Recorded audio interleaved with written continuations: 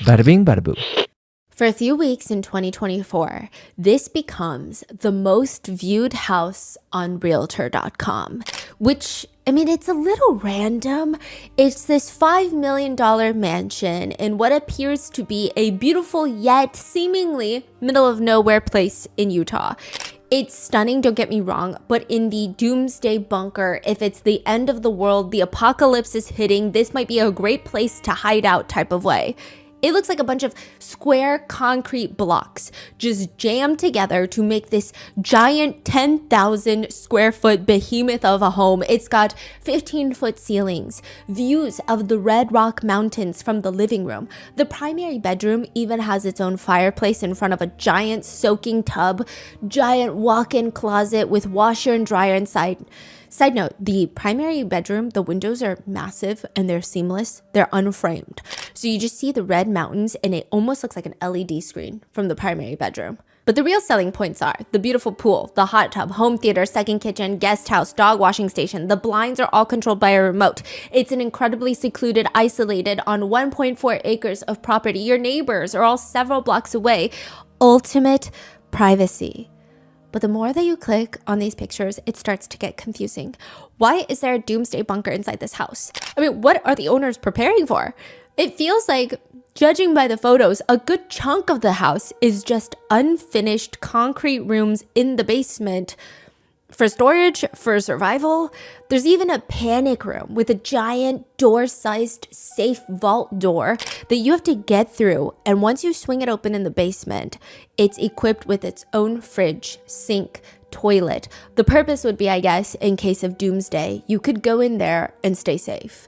Or if someone's breaking into the home, you want to protect yourself, you can rush in there. Or maybe you can lock someone inside from the outside. But why would you want to do that? Right? Kevin Franke, who has spent a lot of time in this now viral home with his wife Ruby Franke and the owner of the home, Jody Hildebrandt, he says, while we were at that house, there were things that happened. I can't explain it. There was a tremendous crash in the basement that we heard directly beneath us, but when we went and checked, there was nothing. It's just small instances like this. Below them, there would be an empty, completely empty concrete storage room. Nobody's down there, but they hear something like a table falling over, crashing over. They run downstairs. I mean, there's truly nothing. There's nothing that could have even fallen off the walls. What would that sound come from in a completely empty room? Or another time, Kevin says, the whole house is glass, and he looks up one day and he sees a massive handprint high up on the glass. Like, there's no way anybody could have gone up there. No human could have reached that high. And why would they? The hand is about 3 times longer than a normal person's hand. The fingers are just scraping down the window, it appears. I mean, what the hell is that? It seems like everyone in that house is convinced that that is the presence of Satan. Maybe the house is haunted. Jody, the homeowner, would have a bishop come over performing exorcisms on a daily basis. It seems like whoever or whatever is in this house is targeting Jody Hildebrandt. There are plates that Kevin said would just fly off the counter out of nowhere and they would just go full speed, just shattering, crashing on impact. Like, how do you explain that? There were whispers that sounded like people were around, but nobody was there. Kevin says, I can't explain it, but I saw it with my own eyes. I became the resident exorcist. But the house being allegedly haunted is not why the house is so famous on Realtor.com. It's not because it's haunted. It's because August 30th, 2023, 2 children were rescued out of the basement of that home. They had been held captive, tortured, starved, and abused. This is the case of Ruby Franke and Jody Hildebrandt. We would like to thank today's sponsors who have made it possible for Rotten Mango to support the Biz Parents Foundation. They're a nonprofit organization devoted to protecting professional child performers and their rights. This episode's partnerships have also made it possible to support Rotten Mango's growing team. We'd also like to thank you guys for your continued support. As always, full show notes are available at rottenmangopodcast.com. This is part 3 of the 4-part Ruby Franke and Jody Hildebrandt case. Please watch part 1 and 2 before this episode. In part 1, we go over Ruby Franke's YouTube channel and her being quote-unquote canceled by concerned internet users, netizens, who believed that she was abusing her 6 children behind the scenes. Which, side note, we will be referring to the eldest children by Sherry and Chad by their names. They have publicly spoken out about what's happened. They're adults. Sherry actually has an incredible book that I think everyone would gain a lot of not just insight on the case, but insight on what it would mean to be the child of a family vlogger. It's the type of book that gives you a lot of pause. It makes you think a lot, and she's a phenomenal writer. It's called House of My Mother. So go buy a copy, go buy 22 copies, share it with your friends to support Sherry Franke. The 4 youngest Franke kids will be referred to by their first initial of their names, or when feasible, just as one of the kids. Regardless of if their names are publicly out there, we're going to just use their first initial. In part 2, we went over Jodi Hildebrandt, the so-called porn therapist who made it her life's mission to just make married couples divorce. That appears to be her favorite thing in the world. She loves ruining marriages and even concocting plans to get patients admitted into prisons, allegedly. There's a lot going on in there. And in part 2, we end off with Jodi telling Ruby and Kevin that she's being haunted by demons sent by Satan in this $5 million mansion. They fully believe it, and they invite Jodi to come stay in the Franke household with them and their 6 kids. And Sherry realizes something's not right. Sherry, the eldest daughter. It also seems like Ruby and Jodi are having intimate relations. So to continue off that, was Jodi part of their vlogs or? No. Once she gets in there, they would still host these connections group counseling sessions, but they would be in separate rooms. It became a thing where nobody was allowed to say that Jodi was living with them. Oh, so they are vlogging? They're filming videos, less family vlogs. Oh, yeah. Okay. And so Jodi was not public until this case broke out. It's like she would mention Jodi here and there, and then they would have these connections videos together, but it almost morphed out of Ruby's YouTube career. After Ruby gets somewhat canceled online, she starts changing up the channel and focusing more on parenting advice.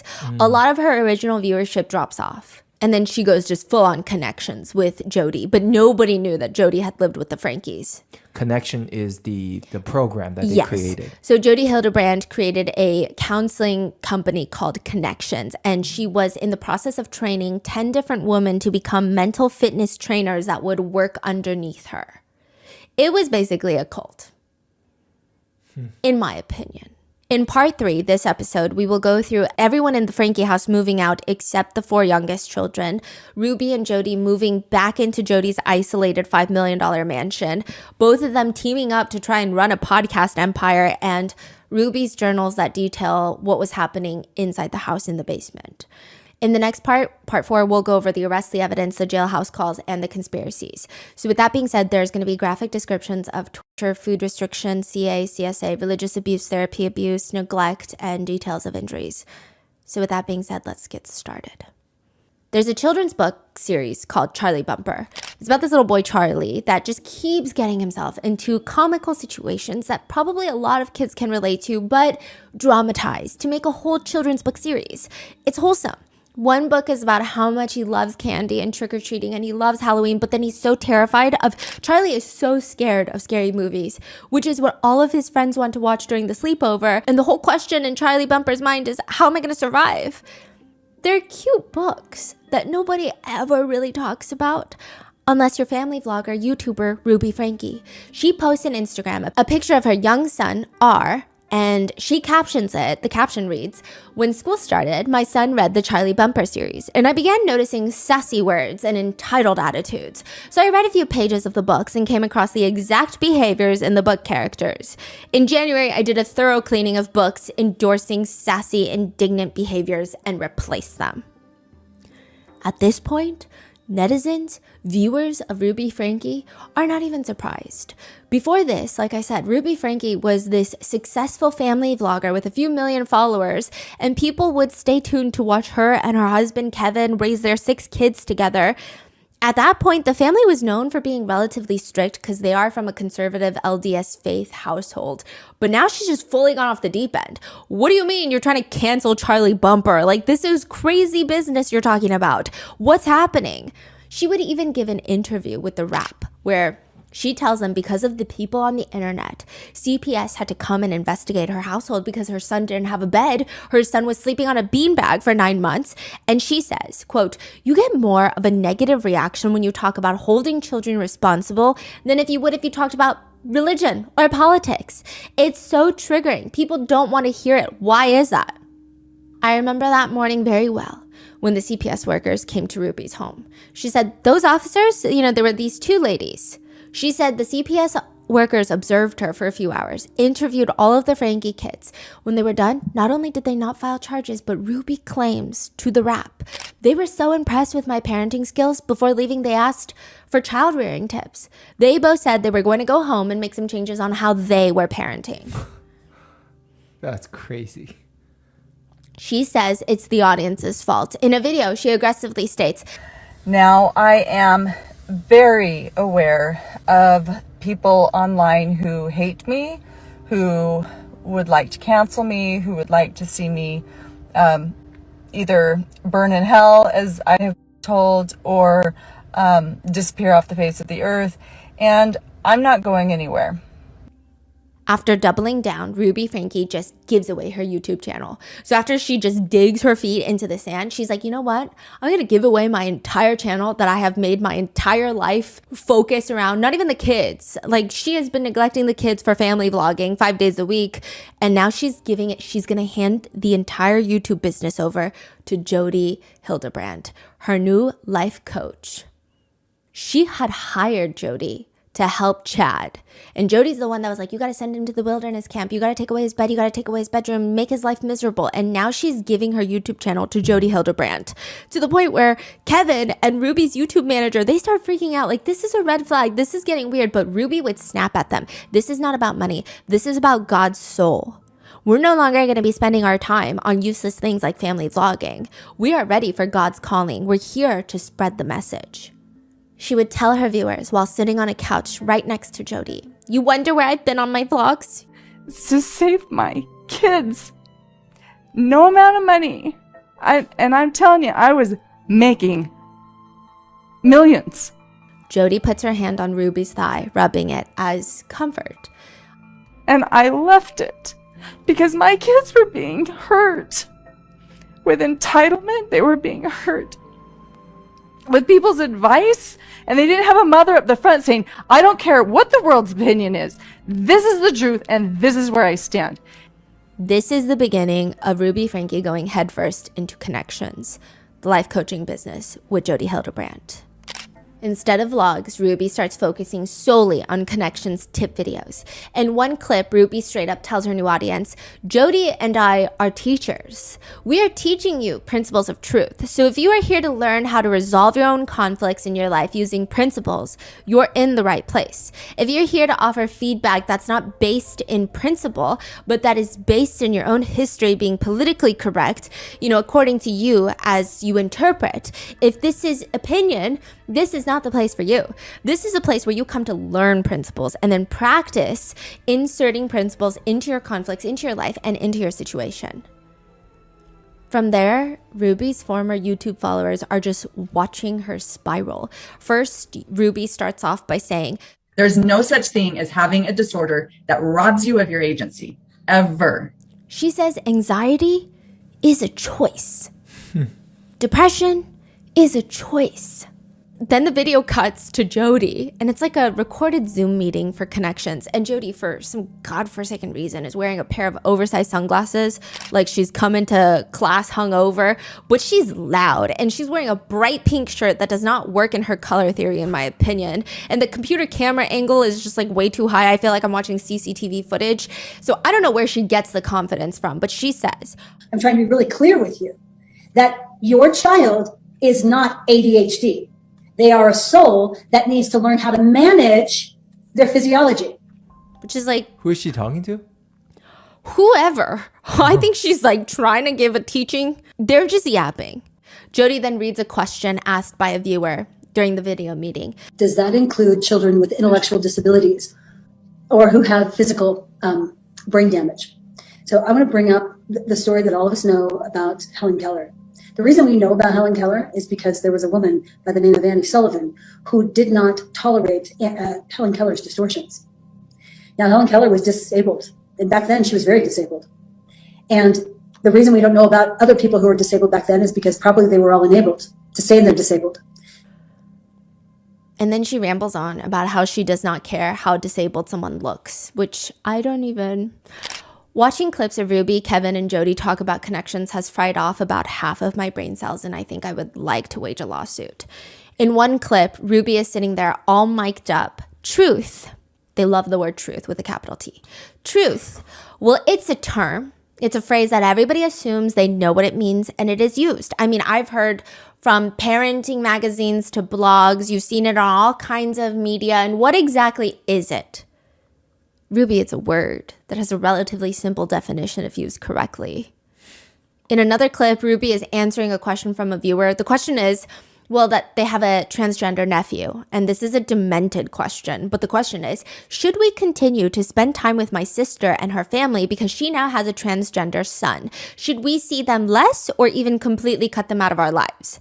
I'm sorry, unless your nephew also has a propensity for killing people with an axe on the weekends, what the hell kind of question is that? You're seriously asking if you should cut off your entire family because your nephew is trans? Like, it startles me when evil people are scared of everyone and everything. And I'm like, you're the scary one. You're the scariest person in the room. I don't know why you're scared of innocent people. But Ruby responds, it's like, have you taken a bucket of sugar? I took a 5-gallon bucket of sugar and I had some leftover, like a cup of leftover salt. I thought it was sugar, but it was salt. And I poured it into the bucket of sugar. I realized it when I made some rolls. And they were rock hard. And my kids started eating them. They're like, oh, this is the worst batch of rolls you've ever made. Which perplexes Ruby to go and check her gallon of sugar. She realizes that the cup she poured in must have been salt.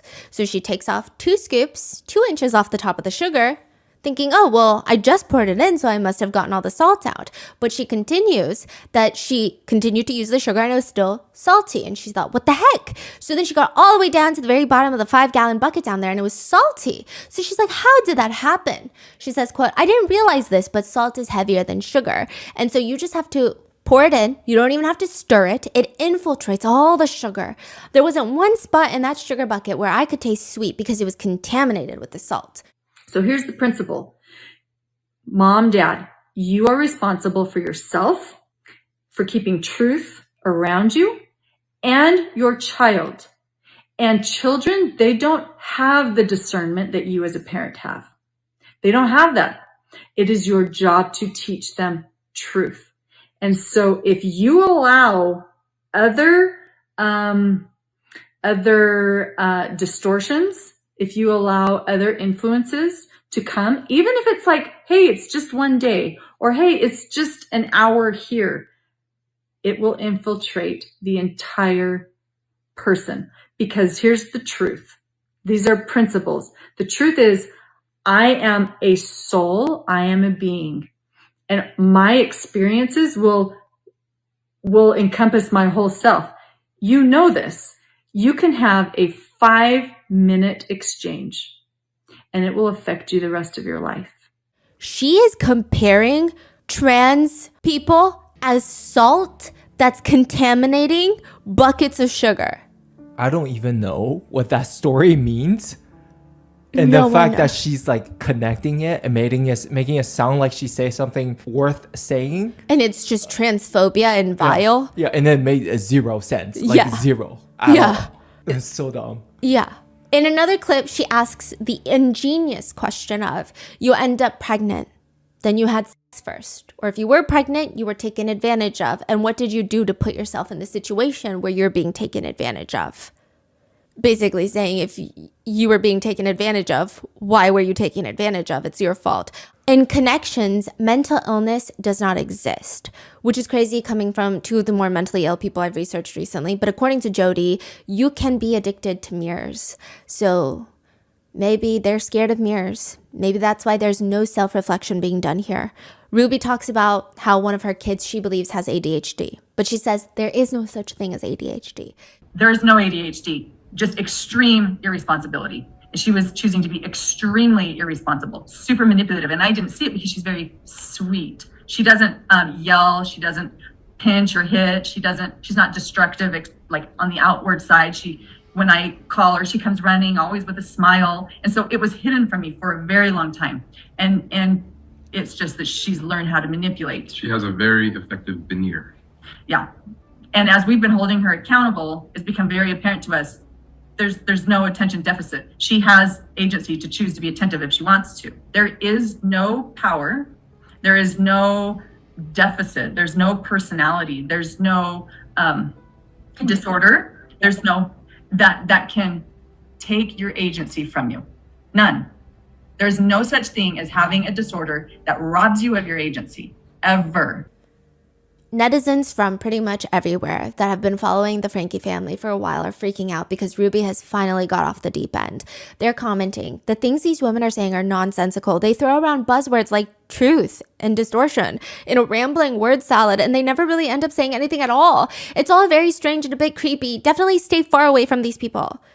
Another reads, if you listen to their advice, you will likely lose relationships with family members. And when your kids are on their own, they will likely stop talking to you because Ruby and Jody are controlling and mean-spirited.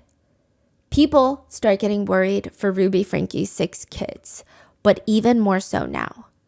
Neighbors, they see Ruby outside in her front yard. Most likely they've seen the alarming connections videos, or 10 of them, and they're waving, hi, hey, Ruby, did Kevin and Chad leave? Where did they go? We never see them. We never see their cars anymore. The neighbor says Ruby just turns to them and bluntly states, every marriage should have a separation. Could be a year, could be 5 years. The neighbor said it was very weird. Everything begins to spiral after Jody moves in to help with her haunted possessions. Quickly after, Sherry moves out. The eldest daughter moves out. Also, the author of the book that you should get. She moves to college, BYU. Chad is kicked out for viewing explicit materials. He's 17 when he's kicked out. He's kicked out with no support. He has to fend for himself. He has to get a job. He has to walk a mile to school. A neighbor even offered to purchase him a car because they felt so bad. And he said no because it's all about learning discipline. He's 17 when they kick him out, no support. And Ruby was so mad at Chad for viewing explicit material. She believed that Chad was the reason that Jody kept having demonic possessions because he was inviting evil into their home by watching explicit videos.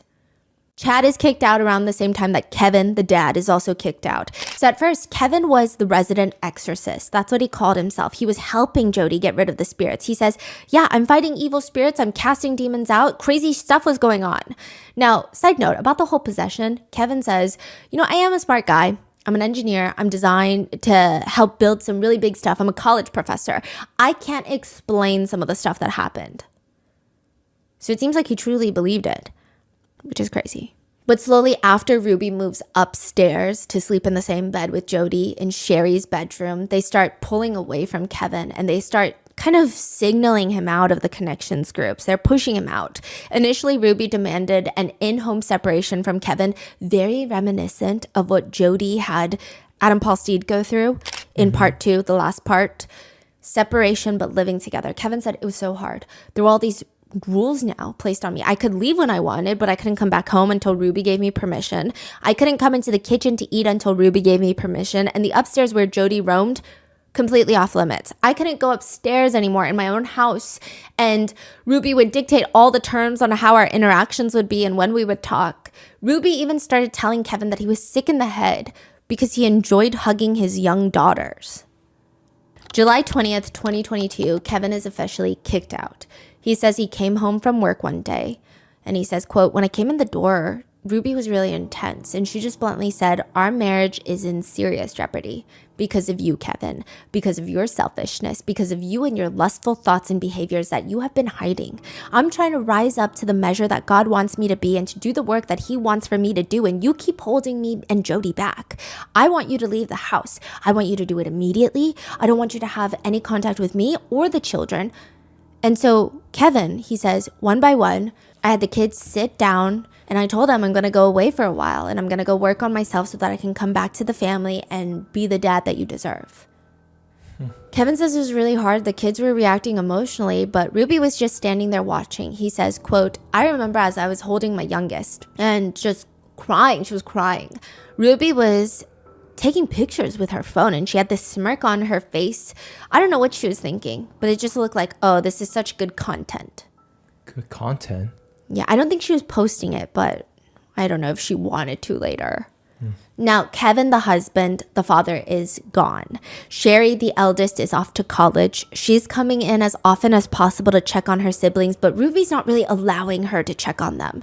Chad, the second eldest, has been kicked out.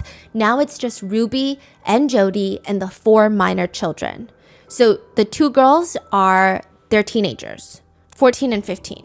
Then you have the 2 youngest ones are the little boy that is 11, and then E, the youngest, the little girl who is 9. When everyone is gone, it's like the 2 youngest children become the issue. They become the scapegoat. So in part 2, we talked about how Chad was the scapegoat. It seems like they become the scapegoat. Ruby believes that the children are now the devil reincarnated. They have the demons in them.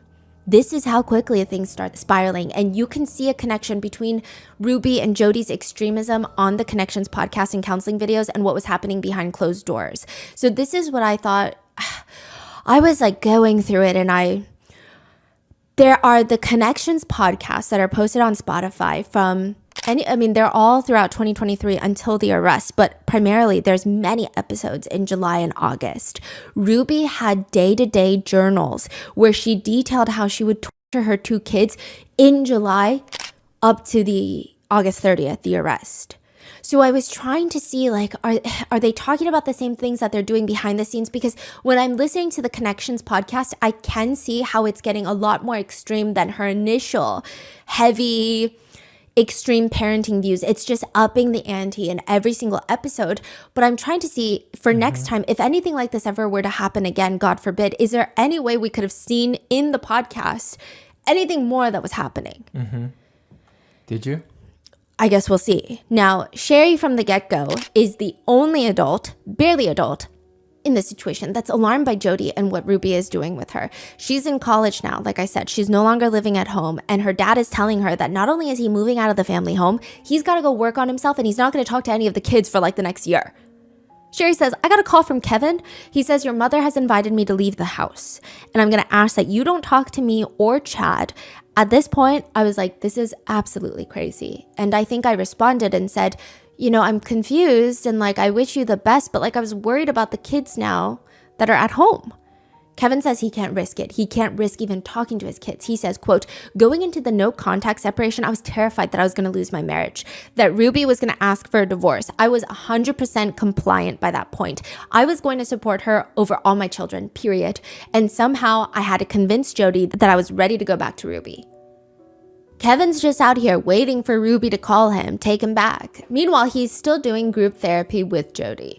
Side note, Chad is also out living alone at 17 years old, but still paying $900 from his own funds to get therapy from Jody. Kevin would later say he was paying her more than he was paying in rent, like 3 times as much. What? Working as a lifeguard. I had a phone call yesterday with my therapist, and she taught me about truth and distortion. Mom probably talks about Jody all the time. But I've mentioned Jody a few times. She has a podcast called Connections with an X. Anyway. What did you learn? Well, I learned about the 3 different types of pain. So me deciding that my stomach ache was Chad's fault was not seeing things in truth. Right. But I really, really want to blame him. Because I just want to be able to eat my desserts again and Oreo cookies without stomach aches. And so Then send me off to another wilderness camp again. Kevin would later say that Chad probably felt the same way he felt, which is he wants to do the best that he can to make Ruby and Jody proud. That's all he cares about. Which Chad is so understandable. He's a victim in this. But Kevin, does he really need to cut off his entire family? Sherry remembers feeling hurt that each time she tried to reach out to him, he just ignored her. She remembers after a month, I texted Kevin from college just saying, I love you, I miss you. I saw that he hearted the message, and then a minute later, he unhearted it. I was just like, what are you doing? Like, pull your head out of your ass and like, come back. And I think I got blocked after that, so I stopped sending text messages. This was made even more uncomfortable by the fact that Kevin works at BYU and Sherry is a student at BYU. They actually ran into each other once. Sherry says, our eyes locked for a split second. He looked like hell warmed over. Then he shot me a strained fake smile, darted his gaze away, walking faster like he couldn't get away from me quick enough. Not a single word, just this pathetic little grimace. She says, I wanted to run after him, grab him by the shoulders and yell in his face, are you blind? Where are your kids? Don't you care? But I just stood there frozen. Even neighbors and online internet users, netizens, were seeing the concerned shift of Ruby online and in person, and they knew that Kevin was no longer in the house. There was like a whole forum online discussing, wait, I think Kevin moved out. The internet was never really told or informed or kept in the loop, but it just seemed like a whole thing. There were rumors circulating. One neighbor says, I think if anything, we hoped that Kevin would come home and either remedy the situation or get those kids away from what we felt was a dangerous situation. One neighbor texts Kevin, hey man, you have 4 cops outside your house, FYI. Hope things are okay. What's going on? Because a lot of the times neighbors and Sherry would continuously call CPS, but they would do nothing. Wow. Another would text Kevin, you can't abandon your kids. The neighbors would get blocked. By Kevin? Yes. Episode 237 of the Connections podcast with Ruby Franke. Date July 12th, 2023, 49 days before rescue. Title, Preserve the Relationship. Hello everyone, I'm your host Ruby Franke. Welcome to another episode of the Connections podcast where we help you create joy in your life and relationships. How many of you are listening have adult children? Or maybe you're a parent who knows your child is doing something that is incongruent with the values that your child has been taught. But when they come home, when you come together, no one acknowledges that they actually know what's going on. So there's this elephant in the room and nobody wants to talk about that elephant in the room. Why? Because, and here's the distortion, because I want to preserve the relationship. I've heard that so many times. So today is woman's question. She said, my kids are posting lies on Facebook and then they come over and act all loving like we don't know what's going on. I would ask this mother, are you not acting as if nothing's going on? What have you done to bring up this with your child? Have you sat your child down at the dinner table? I mean, I can see it. What is child posting again, you said? Lies on Facebook. Okay. Whatever that means. Here's what I would do. Confrontation is necessary and you can do it in a loving way. You don't have to do it in a finger-pointing way, but you can have your family over, get some baked potatoes going, grab everyone, a cup of grape juice in their cups, and you pull up your phone and you say, I see you posted this on Facebook. Will you help me understand why you posted this? Everyone wants connection. Everyone wants to know they have a friend. Everyone wants to have family. Everyone wants to have a safe space where they can go. Everyone wants someone who is understanding of their choice. Everyone wants someone who is understanding of their hurt. Everybody. This is universal. I don't care where you live. I don't care how much money you make. I don't care how distorted you are or how truthful you are. Everybody wants this. It is a universal need. We are humans. We are vulnerable. This is a need. But you have to stand up and say, this isn't a relationship and I'm not going to pretend like it's being preserved. Do you like what you're hearing so far? Make sure you never miss an episode by subscribing to our show. I'm your host, Ruby Franke, and thanks for listening.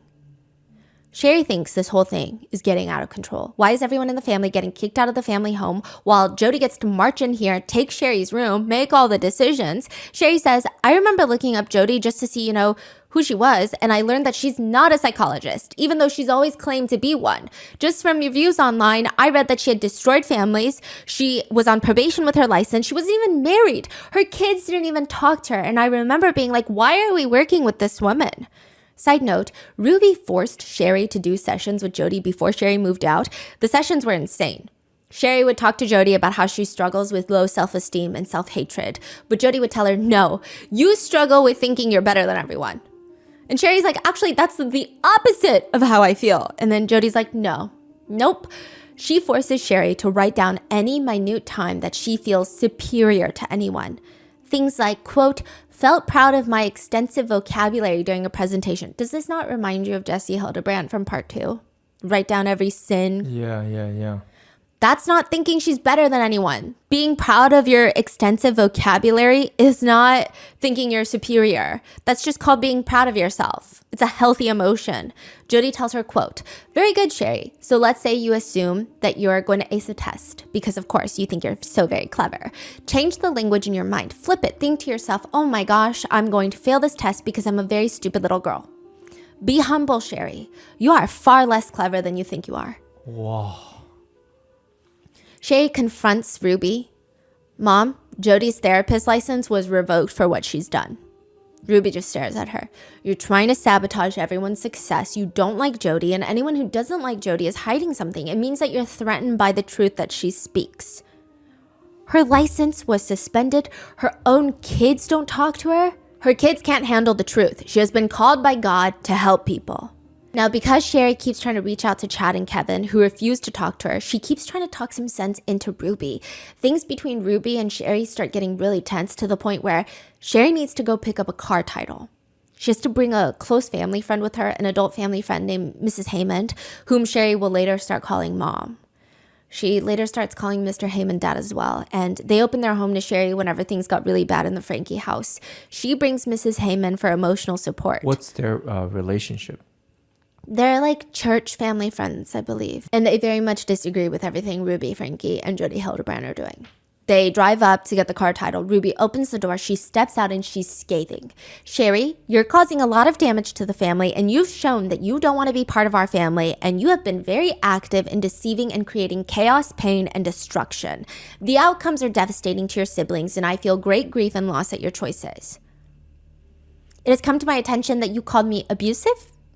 Wow, Sherry, that word is heavily loaded with intimidation. It's hurtful you would use that word knowing the pain that this lie has caused. I will keep you in my prayers. You appear to be a very lost soul. Ruby looks at her, practically spitting in her face now, just spit flying out of her mouth. "You've always hated me ever since you were 5 years old. I could see it in your eyes. The way you looked at me, the way you judged me. You've never appreciated anything I've done for you, all the sacrifices I've made." Sherry tells her, "That's not true. I never hated you. I was just scared of you." But Ruby is not letting down. She says, "You're like the Romans in the Bible, feeding me vinegar when I'm dying of thirst, crucifying me for your own selfish gains." Mrs. Haymond, who Sherry brought along for emotional support, says, "Sherry had tears. She was shaking. I had tears streaming down my face, and the only person that had no emotion was Ruby. She was stone cold, zero emotion, only anger and animosity and defense. I do not know how a woman who gave birth could sit there like that and listen to their daughter weep and beg. It was horrible. I had to get Sherry out of there after that." Mrs. Haymond grabs the documents from Ruby and they walk back to the car where she states, "Sherry just melted, just fell apart. She was still shaking. She was just looking through her phone, looking, and she just said," she was showing pictures, "This is my mom. This is my mom. This is who I know my mom to be. That was not my mom." And it seems that Ruby had literally come to see evil in everyone around her. And now the only people left in that house are the 4 young children. As for how a mother can so easily say things like that to their own children, this might provide insight. In another Connections video with Jody, Ruby is sitting on the couch looking like, honestly, they look like 2 moms who came to a potluck with some nasty casserole. And she says about telling people that her kids are never going to talk to her. She tells them, these people. They'd push back and say, "Whoa, that's mean. You're not going to be loved. Your children are going to kick you out of their lives." So when people say, "Well, if you do that, then your child's not going to trust you. If you do that, then your child's not going to love you." Well, exactly. I'm just revealing that my child is refusing to love unconditionally. I don't want anyone in my life who's not going to be loving. So if my child will only love me if I give them what they want, then that's not really love. So this takes a very strong soul, because most of us are not even willing to consider not having our children in our lives. And I hope that you'll reconsider. So once everybody is effectively kicked out except for the 4 youngest children, the 2 youngest teenagers, 14 and 15 years old, the teenage girls, they're mostly left in the Franke family house where all the vlogging had occurred. They're left there. The 2 youngest are the little boy who's 11 and E, the youngest daughter who's 9. Ruby and Jody, they keep taking them to Jody Hildebrand's isolated home in the Red Rock Mountain areas. Why is that? What are they doing there? They believe that the 2 youngest have the devil in them and they need the devil tortured out. And that's when they start enacting torture. That includes starvation until they are nothing but skin and bones. R's eventual shoulder blades are just looking like they're going to pierce through his skin. They torture the kids, forcing them to develop sores, blisters, wounds. The wounds go so deep that you can see the tissue and muscles. Ruby and Jody would directly pour cayenne pepper and honey into them to cleanse the devil out. They were beaten, tortured. They did not get access to water. They were forced to run into a cactus over and over. They were exposed to extreme heat. They were hogtied. They were forced under so much duress that they were defecating themselves. Water was restricted to the point where the kids were, quote, stealing water from the hose, which they would get punished for. And all of this is logged in Ruby's journal, where she details how she's trying to get the demons out of her youngest children. And this is all happening mainly in the basement that is Jody's torture chamber in her $5 million mansion. And while that's happening, they're still posting on their Connections podcast, giving parenting advice to other moms, and the episodes get increasingly more alarming. Episode 238 of the Connections podcast, hosted by Ruby Franke. Date, July 22nd, 2023, 39 days before rescue. Episode title, Parable of the Pineapple. Hello everyone, I'm your host, Ruby Franke. The story I'm going to share with you has been a part of my life for many, many years, and I'm going to share it with you today. It's called the Parable of the Pineapple. This is a parable of love, of repentance, of compassion. All those words go together. Did you know that? They're synonymous. So when I was a young mom, my oldest was about 6, my son Chad was about 4, then I had this 2-year-old and I was about to have another baby. I was pregnant. I was really tired. It was the afternoon and I needed to lay down and put my feet up for an hour. The kids had a movie on and I said, I'm going to lay down upstairs. Don't move from the couch. You have your blanket. You've gone to the bathroom. The doors are locked and bolted. I'm going to just lay down. And they were full. They were emptied. So I thought everything's good. I said, do not under any circumstances go into the kitchen. Do not go into the kitchen. You stay right here and you watch this movie for an hour. I went upstairs, laid down, and an hour later I came down and the movie was still going. They're cuddled in their blankets and I thought, oh good, they did what they were told. I was so glad. So I went into the kitchen to prepare for some food. I walked in and my feet, they stuck. I'm like, my foot is stuck to the floor. As I lifted my little foot off the floor, I could hear the stickiness. I could hear it with my ears. I thought, oh my God, what is on this floor? I knelt down, I smelt it. This is pineapple juice. What in the world? How did pineapple juice get on the floor?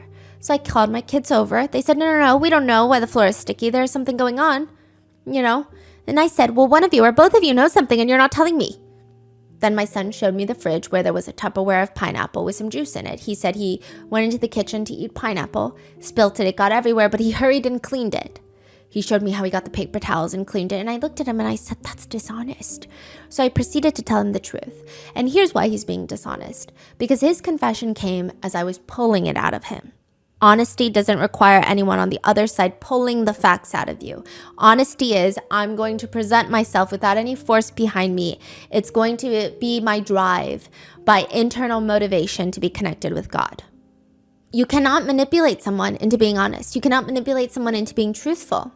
So I, 9 months pregnant, cleaned the kitchen with my son for hours that day. I said, look, you have your mother who is about to give birth on her hands and knees cleaning up the mess when she should have been resting in bed. And instead, I'm on all fours cleaning up now, something that you did and lied about. My motive was to invite my child to have empathy, to have love, and to have a desire to repent. It took him 10 seconds to pop a lid off the pineapple bucket. That took 10 seconds. It took us 4 hours to clean up off the floor. There will be people who will say, that's mean, that's over the top, my goodness, that's a bit harsh. Maybe, just maybe, if I make this a visceral experience, he will remember this and he will take it with him when he's older. Maybe when he's older and he's with a young woman and he wants to take something from her. Is she talking about SA? He will remember, oh, I remember how sticky and how much work it was to clean up after taking something I shouldn't have. I don't want to do that. The parable of the pineapple is when someone has done something selfish, I'm going to intervene as the mother and reflect the truth. I'm your host, Ruby Franke, and thanks for listening. Ruby's journal entry reads, R turns 12 tomorrow. I never envisioned him being 12, still peeing and pooping himself. Satanic choices lead one to becoming destitute, even in the most affluent homes. It's R's birthday, and he doesn't even know what month it is. E and R have been in so much deviant behavior they cannot control their bodily functions. They are both furious that their selfish, sinful lifestyle is being intervened upon. I told R he emulates a snake. He slithers and sneaks around looking for opportunities when no one is watching, and then he scurries. If he wants to emulate the savior, he needs to be 100% obedient with exactness. No wandering, no hiding. She talks about how she tells her kids that they need to fast and pray to God, which is basically her just starving them. She writes, E still likes to think she can manipulate me. I gave her a pixie haircut. All her long hair is gone. No more distracting with hair. R told me that he would rather have a glass of water than me as a mother. R is defiant again. He pooped his pants and is telling me no. His poop is too watery to be fasting. R admits to stealing water 3 times yesterday. R lies and feels no remorse. R's feet are swollen from standing. He is angry that nobody cares. I told him he is acting like a man having a heart attack and gets his feelings hurt because nobody cares about the sliver in his finger. When your soul is dying, nobody cares about your feet. She writes that her youngest 9-year-old daughter is delusional and has made no progress and continues to lie and manipulate. She says, quote, last night, her screaming and trance, head banging. So, in desperation, the little girl would bang her head on the floor. She writes, they were evidence of no change. They also would put E in the closet, which is reminiscent of what Jodi Hildebrandt did to her niece, Jessie Hildebrandt. And E would scream much of the day. She was not allowed to have water. She was not allowed to have food, just like her older brother. And Ruby writes, Monday, Jodi woke up from a dream. God lets her know we have done everything we can to get E attention. Lord tells her, don't continue these physical interventions. They only bring resentment. E is angry about her feet. We dress her wounds and leave her to me. She also writes that her kids are fighting back and I say that with they have good spirits. I don't know how else to describe it. So R would tell the mother, I would rather have a glass of water than you as a mother. And E would say, my mom starves me and calls it fasting.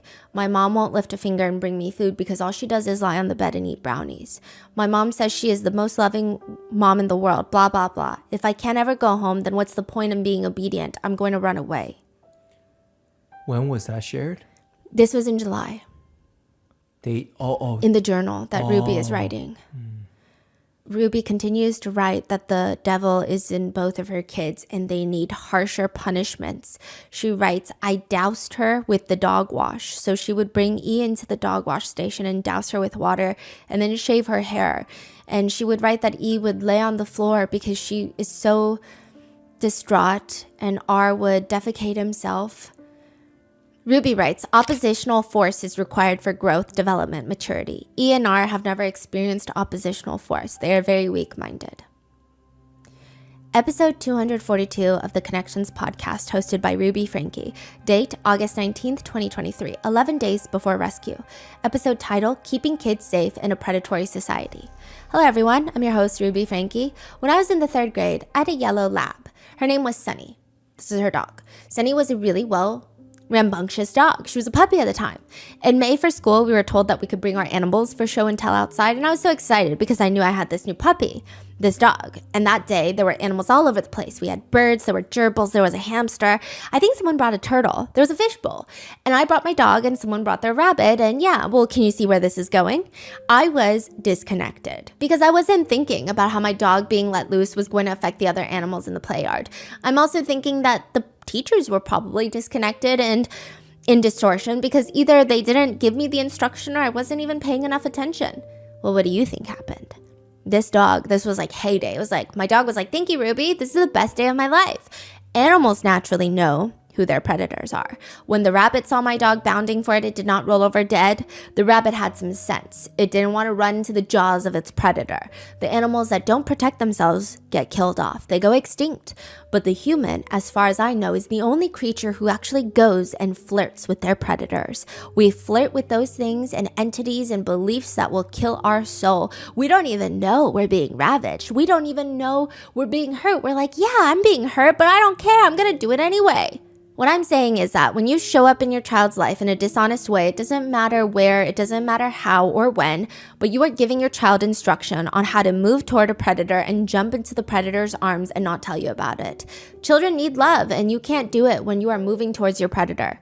Explicit materials, gambling, sex trafficking, lying, the selfishness, the idea that I am what I feel, the idea that I get to do what I want because I want to, those are lies that kill our soul. I'll never forget that show and tell, except I did forget the ending. I'm your host, Ruby Franke. Thanks for listening. Ruby's journal entry reads, these wicked spirits in E and R have been pals long before this life. How E and R got to come and get a body can only be explained in advocating for their mother. This is not a conceited statement. God knew I would take my responsibility to mother seriously. Jody teamed to help. These two souls are very weak. Ruby writes that it was a big day for evil, that E was manipulating her. She says that E won't scream and cry when Jody's around, but she will in front of Ruby, that she'll scream and cry all night long and hit her head on the tile floor all night long. Now, side note, this is very reminiscent of Jesse Hildebrand. They said that anytime they showed any sort of sadness, it was seen as manipulation. Yeah. So when E is showing that she's so distraught from the trauma and the torture, maybe it is to some degree pulling at some heartstring deep down, but the fact that they call it manipulation is so vile. Mm-hmm.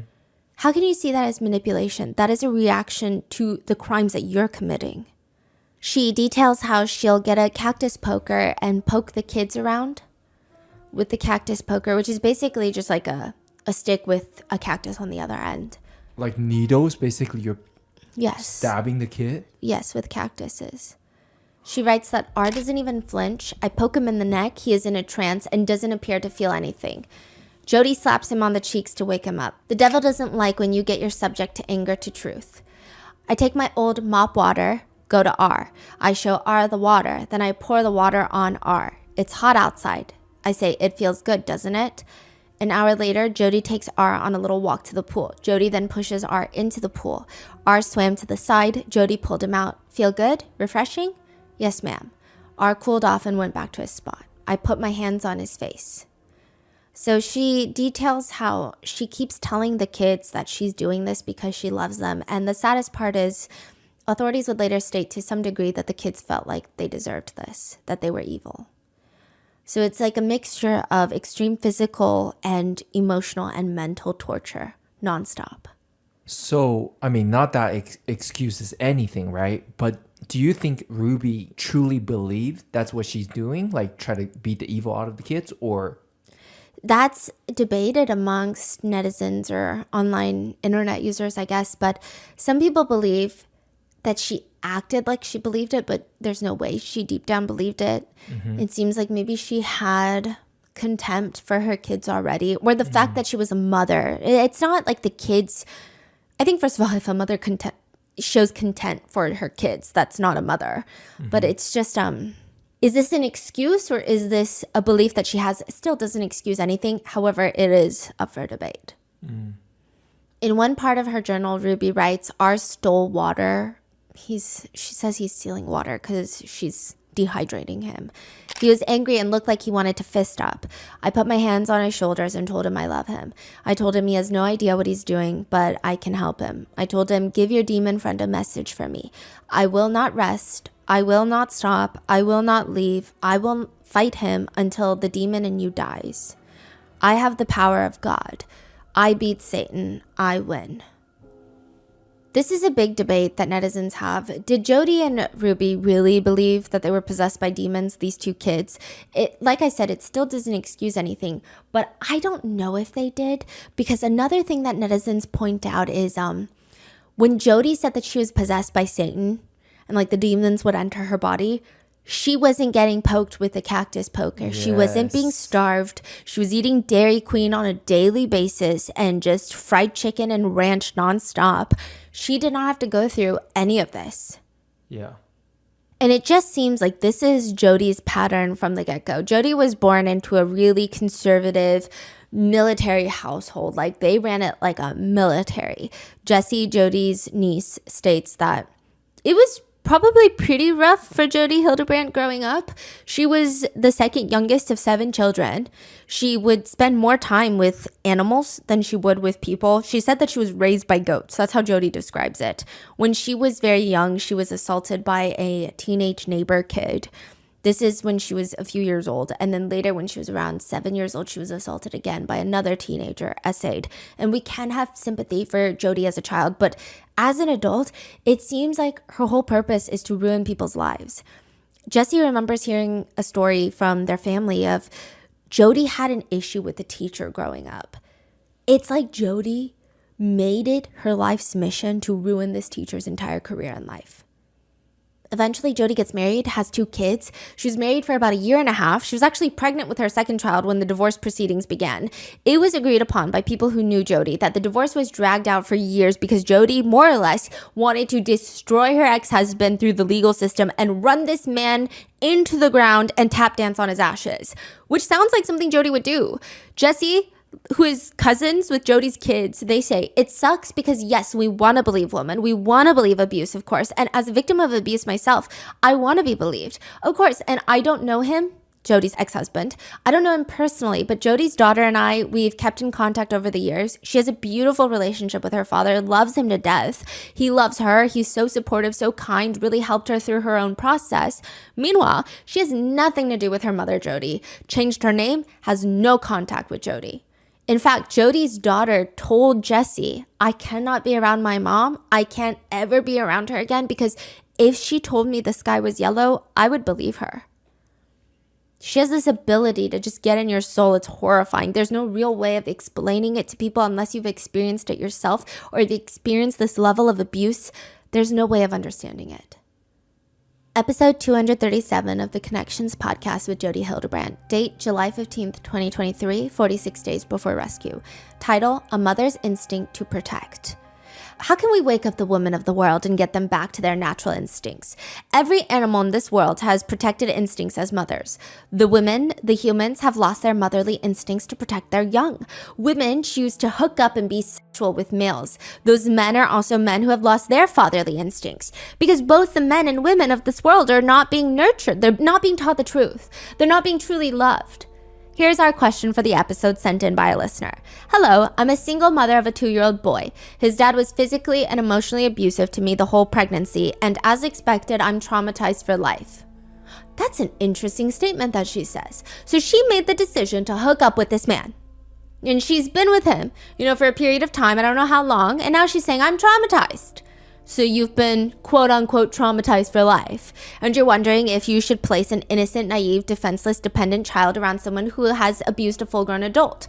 Now just think about that for a minute. Why are you asking me that? How come you don't know the answer to that? And I really am sincere. The only person in this situation that has power is you. Your son doesn't have power because he's 2. Because you're the actual issue here, not your son and not this man. This is Jody, right? Mm-hmm. Are you a woman that thinks through your decisions? Are you a woman concerned about being in a relationship with a man like you have a man in your life right now? Now you have a child and now you're not just focusing on protecting you. If someone is being abusive, then you need to get away from that person that's being abusive. Of course, if someone is abusing anyone, you don't put a child, I don't care how old the child is, any human that's below the age of 18, you do not place in the care or custody or, temporary engagement with someone who's abusive. You just don't do that. You don't need to ask anybody about that. I understand that many laws in the world support that it's okay to keep kids in abusive environments. But a man or a woman being abusive and they still have their children given to them, which is horrible. And I understand why the law does that because there's so much deception. They don't know who's telling the truth. They're sitting in this place where they can't assess who's abusing who. But I don't know. Maybe you're abusive as well. No clue. If you're not, and this is all about him being abusive, then I would invite you to get as far away from the abuse as possible. Don't place your child or anyone around that person. I would not put myself around anyone who is abusive. So the clear answer is you squawk and complain that they're abusive to you and your children when the reality is you're just as selfish as they are. For heaven's sake, you can walk away. Your son is barely going to be able to walk. You can walk. You have access to money. You make money. You can get up and leave. You have all sorts of ability. Your son has none. So I want to talk to you as a woman to a woman and invite you to be responsible for yourself. I'm inviting you to be responsible for the fact that you participated in the traumatization. Because at any moment you could have left and you chose not to. So I hope that you will rise. Thank you for listening. And if you're not already subscribed, please subscribe to the podcast. The very same day, July 15th, 2023, a journal entry reads, R runs away at 1:15 a.m. He leaves. The journal reads, oh man, I am shaking. I am shaking. Ruby wrote this. At 2:45, I wake up straight up. I couldn't see R. He was gone. She was having R sleep out on the balcony of like the patio of the mansion. And again, very reminiscent of what Jesse Hildebrandt went through. I opened the sliding glass door and there was no sign of him. He did leave an arrangement of rocks and letters. He wrote me a message. I was too scared to read it. I ran up to Jody's room and woke her up. She came out with me. The message said in pebbles, "I'm going to jail. I will call when I get there." Again, she convinced both of the kids that they are evil and that they're going to jail.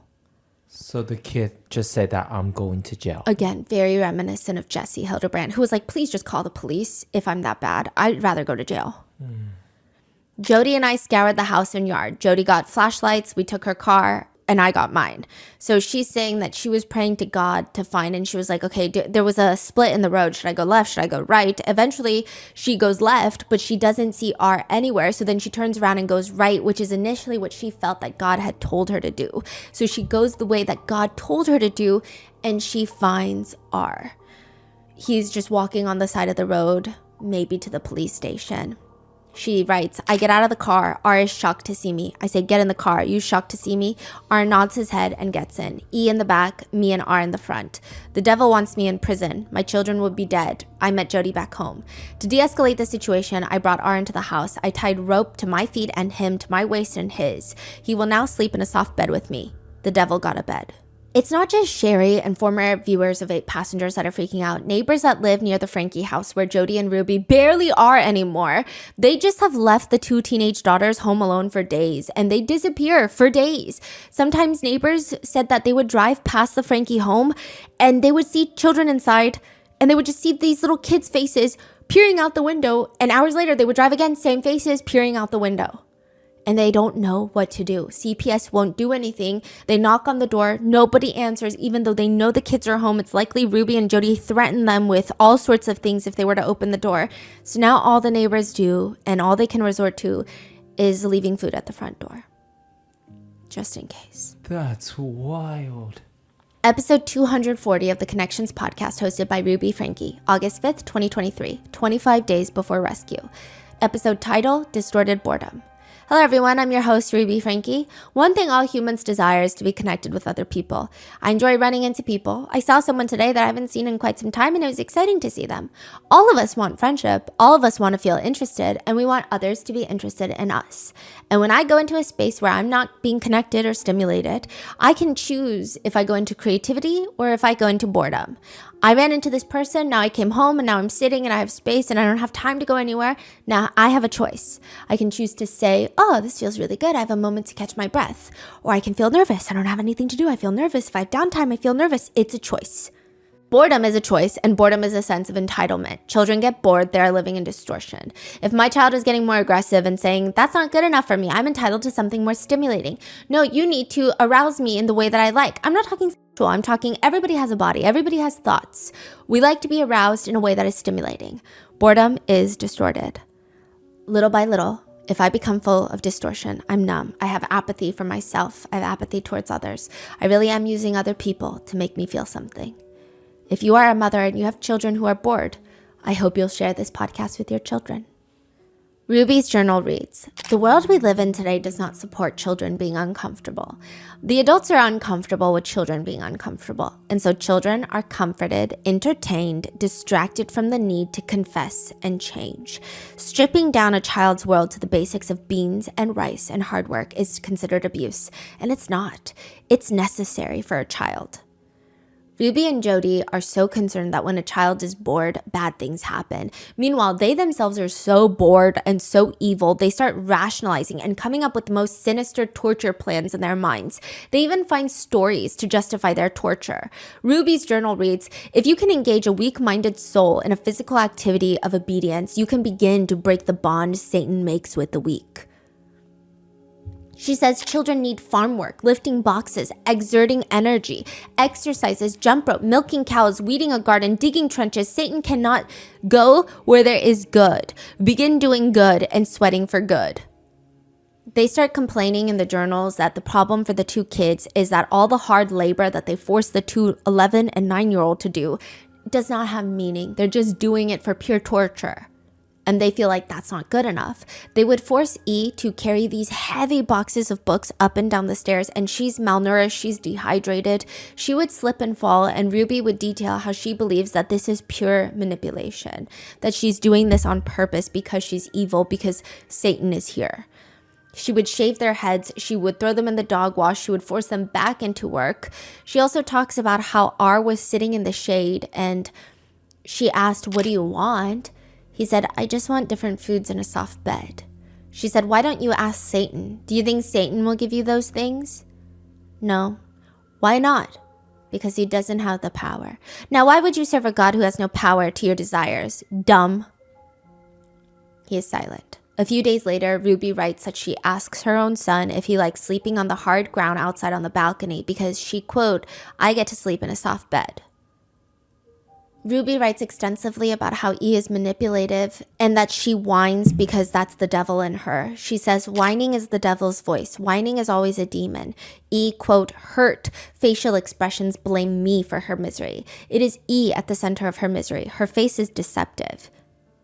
They also write how, quote, "Jody and I took her to Hellhole Road." Remember that from part 2? Mm-hmm.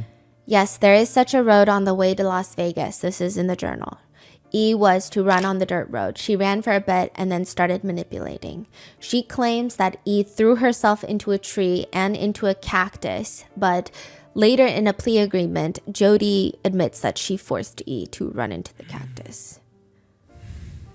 She also writes in her journal, and I just don't see how, even if she believes that there are demons in her kids because she's completely lost her mind, I don't know how you can torture your children, and I don't know how you can write this in your journal and not wake up to what's going on. She writes, "R's rage comes out when he can't have what he wants, which is to serve the devil, have no responsibility, and have me, Mom, love on him, cuddle him." It seems like R probably just asked for some maternal love. He wants both. Feed me, hug me, be tender with me, shower me in praise and affection, and let me lie to you and abuse you. Today he rages for hours. He screamed, "Fuck you," at least 50 times. "I'm not going to lie anymore. I'm never going to change. Take me to jail where I belong." She said that she asked E and R, "What are you going to say when God comes and you see God? Fuck you?" R responds, "Sure." Sherry makes a call to the Springville police station. "Hi, my name is Sherry Franke. My 4 younger siblings are living in Springville, and my neighbors are telling me that they've been left home alone, so I was curious if someone could go check on them." The CPS workers, as well as the police, they knock on the door, and it's pretty clear that the 2 teenage girls are home, but it seems like they were instructed that they cannot open the door for anyone. And they were probably scared that they were going to jail, because it seems like a reoccurring thing where Jody and Ruby would tell the kids, the 4 remaining minors, like, "You're going to go to jail, you're so evil."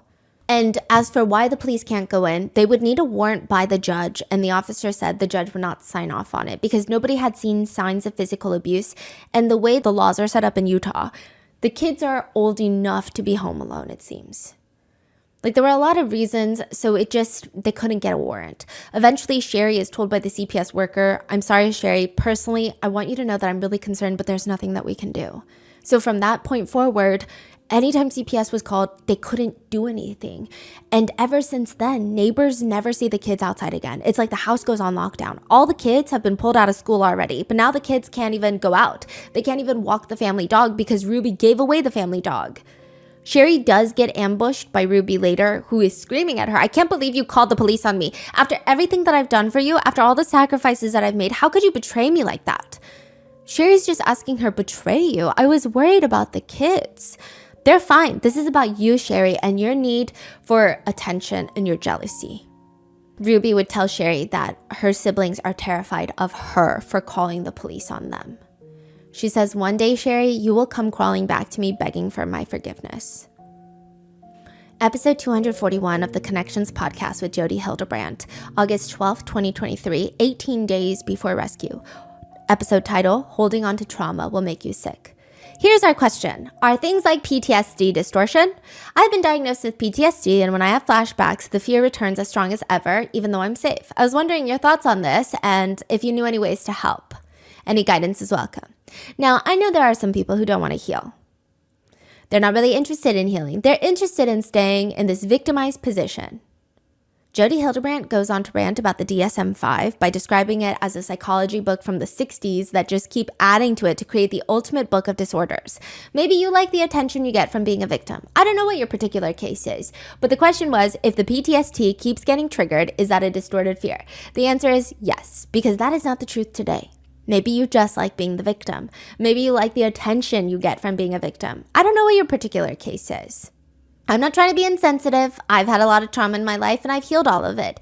But you are choosing to lie over choosing the truth. That's another way to say it. Distortion means I participate in deception, self-deception. Thanks for joining me. I'm your host, Jodi Hildebrandt, and thanks for listening. According to Jodi, holding on to trauma is staying in a state of self-deception, distortion. A synonym would be delusional. But it appears only Ruby and Jodi are delusional. Ruby writes in her journal that when E is outside, forced to stand on like the pavement with nothing on her feet, just scalding blisters on the soles of her feet, she's getting burned by the sun, she would say, you know, hell is much hotter and God is going to burn the wicked. So either you start getting used to it or start changing. E would look Ruby in the face and tell her, I don't really believe that's going to happen. She writes, we need to wake the child up to the state of reality, show them where they really are, the pit of hell. The hope was that they would choose to go to God for forgiveness, to admit their awful state. Instead, they wanted to lie to themselves that what they did wasn't bad, that they were the victims, that me and Jodi are the prosecutors, that burning in hell isn't real, and that God doesn't even exist. So she writes, like the kids are not delusional. They are. Episode 243 of the Connections podcast with Jodi Hildebrandt. Date August 26, 2023, 4 days before rescue. Episode title, Speaking the Truth About Death. The truth is, people die. And some people die as they're older. Some people die by accident. Some people die when they just take their very first breath. Death is part of life. It doesn't have to be this horrible, terrible experience. It can be sad and you'll miss them for a second, but it can also be a pleasant experience where you get to celebrate life. It's just a part of this movement called life and everyone goes through it. And so you can help your children see all the different facets of death and be grateful for that. Death is always a hard thing. Some people who are dying, they're afraid, they don't know what to do. And some people are excited about dying. I've watched people go different ways. Some people are terrified. Some people can't wait to get out of their bodies. And it doesn't have to be a terrifying thing. You know, thank you very much. Thanks so much for listening to the Connections podcast today. Share this podcast with your family and friends. And if you have not already subscribed, please subscribe to the podcast. There are a large group of people online that believe that the two kids, had they not have been saved, had that little boy not saved himself and his sisters, that it was only likely or plausible that Jodi and Ruby were ramping up that would end up with the kids being dead. It's a really grim theory, but one that is not completely out of the realm of possibility because Ruby and Jodi were planning on selling the Utah $5 million mansion that's already quite isolated. They wanted to use that money to buy a giant plot of land out in Arizona where they were going to fix the kids for good, as evidenced by the journal. It's likely had that happened, nobody would have seen the kids again. Ruby writes about finding property in Arizona. She writes, they don't know that Jodi is selling her home. Talking about the kids, this priceless canyon gem so that she can purchase land where these two can work. Jodi has been looking for property with cactus, and it feels more eminent these days to get the children to open land. It's a spiritual matter. Their souls are on the line. We decided that the escalation of the kids is not manageable here. Now, there is another segment of the journal where Ruby talks about sedating R. There are arguments over if sedating just means hypnosis, if she means sedating them with like allergy medications such as Benadryl. It's kind of up in the air, but it reads, I know that in order to keep my son, I will need to put him back under sedation. I unhooked him from all the bells and whistles and asked him to breathe and thrive on his own, and he went into arrest and stress. Back to sedation we go. The demon is still here, and I purposely put R back into a slumber, hibernate, to watch R go into the awful state of compliance, knowing that demon he harbors in his heart is so sick, like stitching up a patient, knowing you didn't get all the cancer out, and knowing it's only a matter of time before your patient kills over. Another journal entry scathingly reads, we need land. The spirit told Jodi very clearly, don't let these kids' choices ruin your life. We have work to do. You can force repentance. They were looking for a 500-acre property in the middle of nowhere in Arizona. Netizens speculate grimly that the kids could have died there. Ruby writes in her journal, quote, Jody sent me a text. I found the land. The devil does not want us to take R and E out of society. He did not want Jody finding this property. Oh, how good the Lord is to those who risk everything to follow him. The hosts of heaven are on our side. My children will never know the sacrifices and lives put on the line to offer a chance for their salvation. That is it for part 3 of the Ruby Franke case. Stay tuned for part 4, the final part where we go over the arrests, jailhouse calls, and all the conspiracies surrounding Kevin and a woman named Pam that everybody thinks, at least if they're very into the case, I guess, thinks needs to be arrested as well. That is it. Let me know your thoughts below and please stay safe. I will see you in the next one.